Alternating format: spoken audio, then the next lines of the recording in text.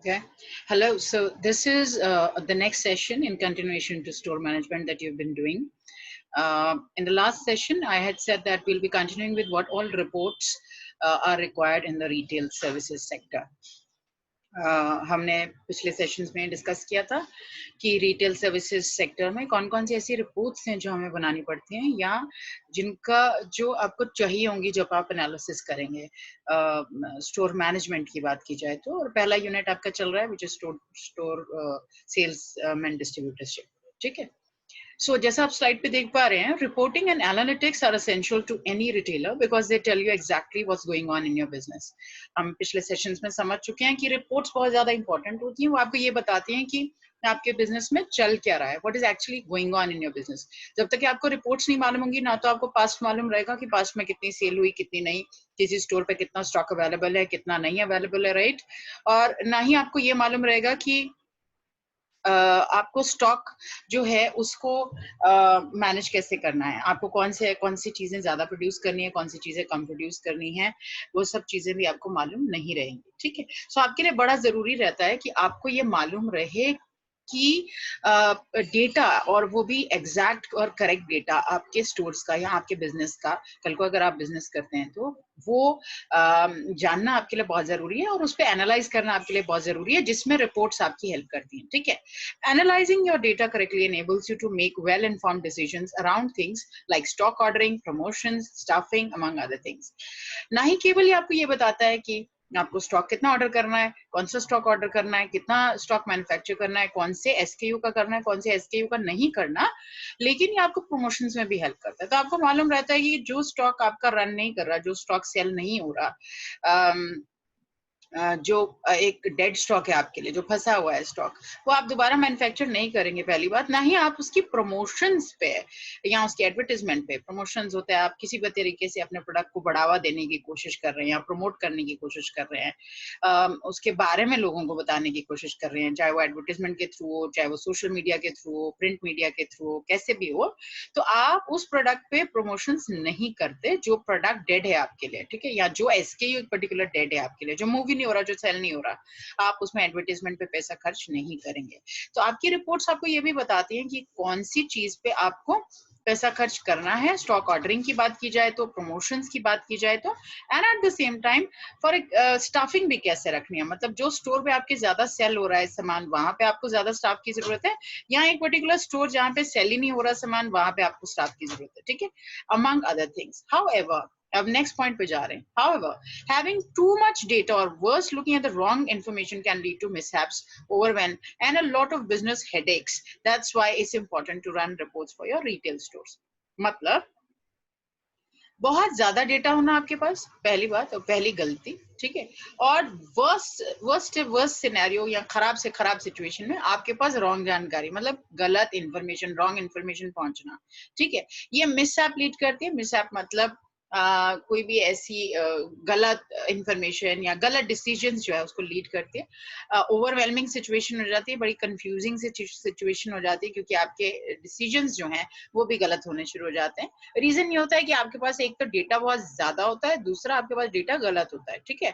तो इसी वजह से कंपनीज की कोशिश रहती है कि ज्यादातर month till date, MTD reports बोलते हैं उसको, year till date YTD reports बोलते हैं, quarter till date QTD reports बोलते हैं। ठीक है। सो एक एक महीने की रिपोर्ट जो है वो कंपाइल की जाती है, बहुत ज्यादा वेट नहीं की जाती। हम ये कभी नहीं करते कि हम पूरे साल का डेटा कलेक्ट करें या पूरे साल का डेटा जो है उसको एक ही बार में रिपोर्ट पे एनालाइज करें, वो हम कभी नहीं करते। वाई?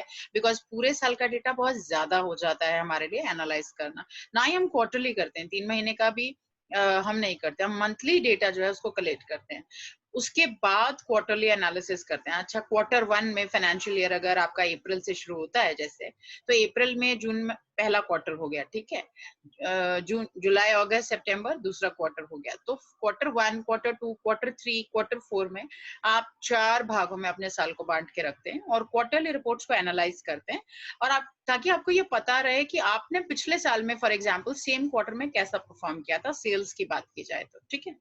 आपकी हेडेक्स बहुत ज्यादा बढ़ जाती हैं अगर आपके पास डेटा बहुत ज्यादा है जिसको आपने एनालाइज करना है और डेटा गलत है। तो डेटा कभी भी गलत नहीं होना चाहिए, इसलिए बहुत इंपॉर्टेंट है कंपनीज के लिए, रिटेल स्टोर्स के लिए, कि उनके पास करेक्ट डेटा है उनके जूनियर्स से या उनके स्टोर से। इसी वजह से कंपनीज ने सारा इंफॉर्मेशन आज की तारीख में एसकेयू से रिलेटेड, और बाकी चीजों से रिलेटेड जो है सारा डेटा, इट्स नॉट मैनुअल जो कि प्रिपेयर होता है। आपके पॉस सिस्टम्स जो हैं वहां से रिपोर्ट्स जनरेट होती हैं और रेगुलर बेसिस पे होती हैं और ऑटोमेटेड रिपोर्ट्स होती हैं, उसमें कोई भी गलती की गुंजाइश नहीं रहती, जब तक कि कोई जानबूझ के जो है गलत इंफॉर्मेशन आगे ना देना चाहे।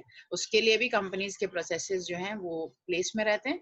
कंपनीज के पास ऑडिटिंग्स होती हैं, क्वार्टरली ऑडिटिंग्स होती हैं, हाफ ईयरली ऑडिटिंग्स होती हैं, ईयरली ऑडिटिंग्स होती हैं, और मैंने जैसे पिछले सेशंस में डिस्कस किया है कि आज की तारीख में मिस्ट्री ऑडिटिंग्स या मिस्ट्री कस्टमर्स भी या मिस्ट्री शॉपर्स भी आपके पास भेजे जाते हैं, जिनका काम ही ये होता है कि वो ये पता करें कि कस्टमर सर्विस के बेसिस पे, परफॉर्मेंस के बेसिस पे अगर स्टोर जो है एक पर्टिकुलर रिटेल स्टोर नेगेटिव जा रहा है या उतना परफॉर्म नहीं कर रहा जितना उसको करना चाहिए, तो उसका रीजन क्या है। ठीक है, तो पहली रिपोर्ट जिस पे हम बात कर रहे हैं is inventory on hand. Inventory on hand एक ऐसी रिपोर्ट है जो आपको ये बताती है कि आपके पास कितना स्टॉक पड़ा है। ठीक है, you always want to know how much merchandise you have in your stores. आपको ये मालूम होना चाहिए आपका कौन सा स्टॉक, कितने एसकेयूज आपके पड़े हैं, कौन से एसकेयू मूव हो रहे हैं, मूव मतलब सेल हो रहे हैं, कौन से एसकेयू मूव नहीं हो रहे।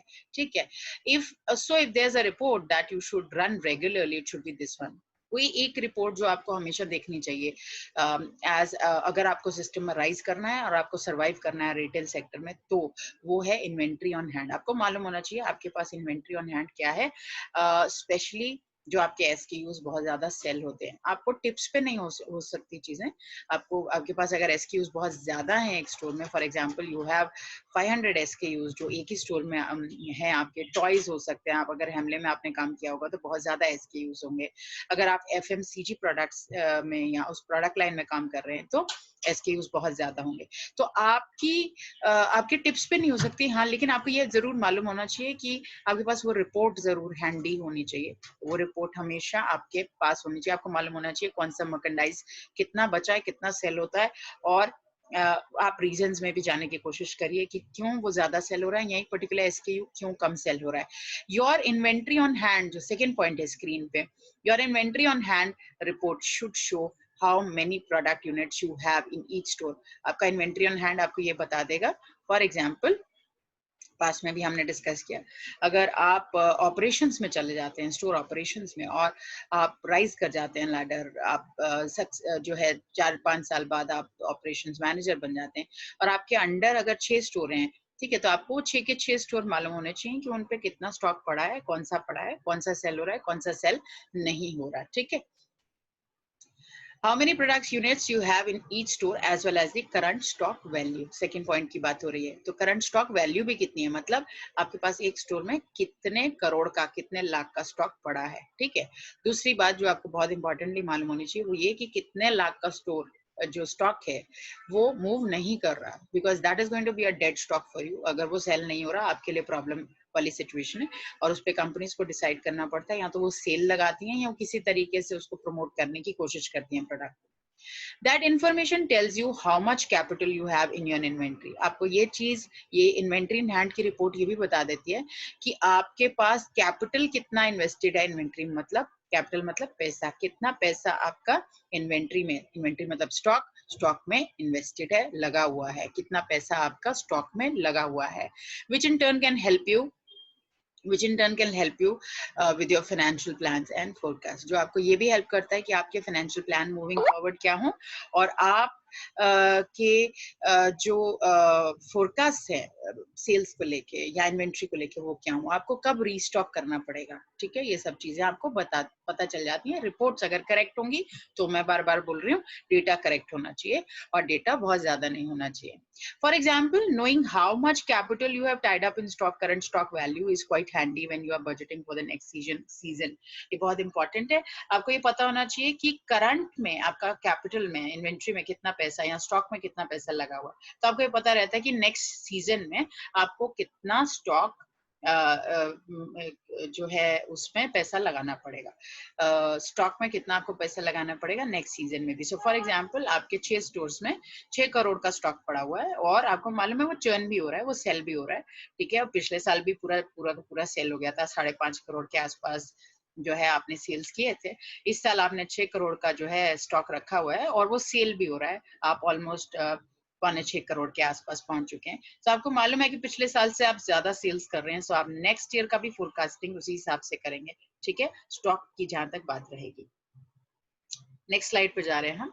लो स्टॉक का एक और रिपोर्ट होता है कि कौन सी चीज ऐसी है या कौन सा मर्केंडाइज ऐसा है, कौन सा एसक्यू ऐसा है जिसका स्टॉक कम है। So out of stock are no no in retail. आप कभी भी आउट ऑफ स्टॉक नहीं जा सकते, वो बहुत ही खराब सिचुएशन होती है। कस्टमर आपके स्टोर पे आया, आपने बोला अरे आउट ऑफ स्टॉक, ठीक है। आप देखेंगे, आप अगर ई कॉमर्स के चैनल्स पे आजकल अगर आप जा रहे हैं, जैसे अमेजोन है या ये सब प्लेटफॉर्म्स हैं, तो अगर वो आउट ऑफ स्टॉक होते हैं तो आप दूसरे ई कॉमर्स के प्लेटफॉर्म्स पे जंप करने की कोशिश करते हैं, ठीक है। यार यहाँ पे तो ये प्रोडक्ट आउट ऑफ स्टॉक है, जैसे करंटली हैंड सैनिटाइजर्स बहुत पीछे थोड़ा रिसेंट चले जाएं तो they were not available, right, they were out of stock.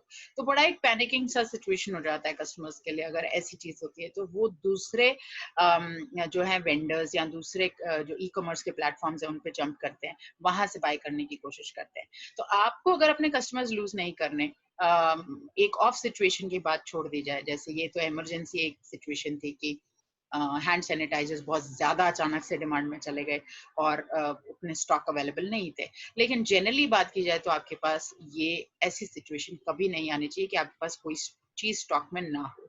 Not only do they lead to loss sales, ना ही आपकी सेल्स लूज होती है, but out of stock also result in reduce customer satisfaction.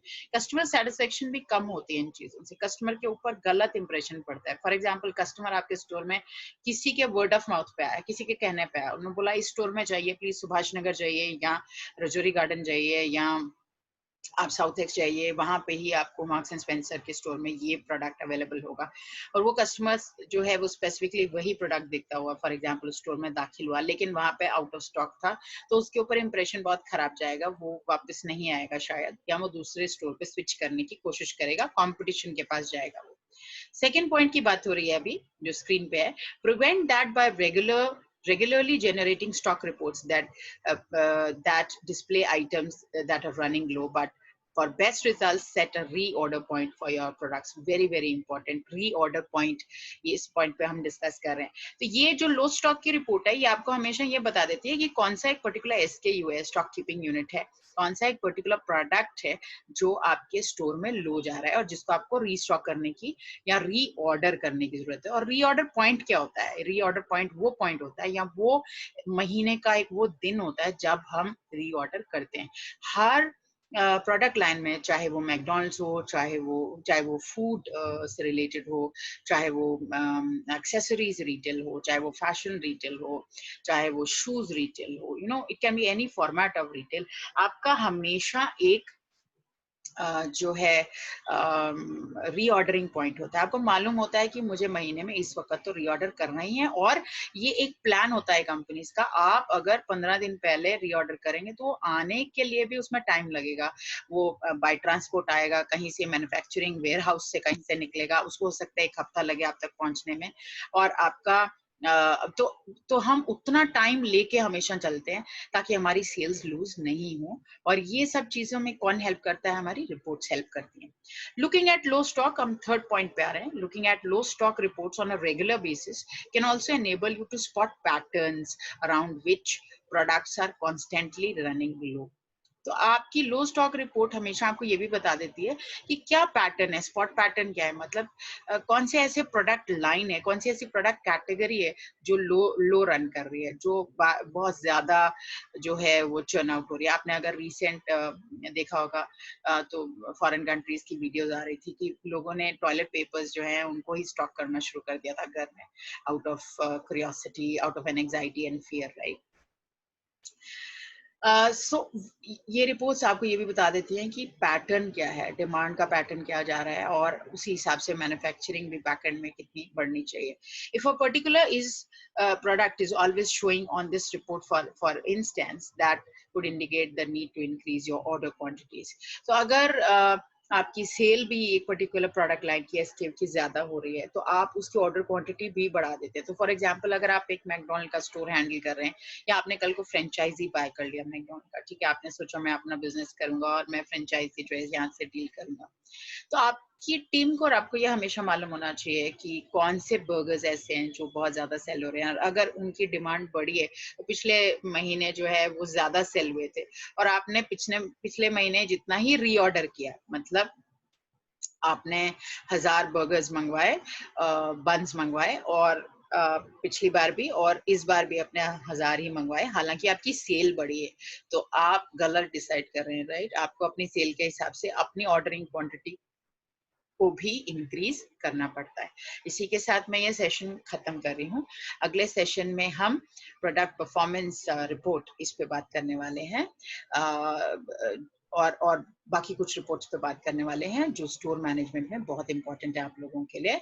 With that I am going to end this session. Please take good care of yourself, stay safe, stay home, keep your parents and family attitudinally positive, and take care. Thank you so much.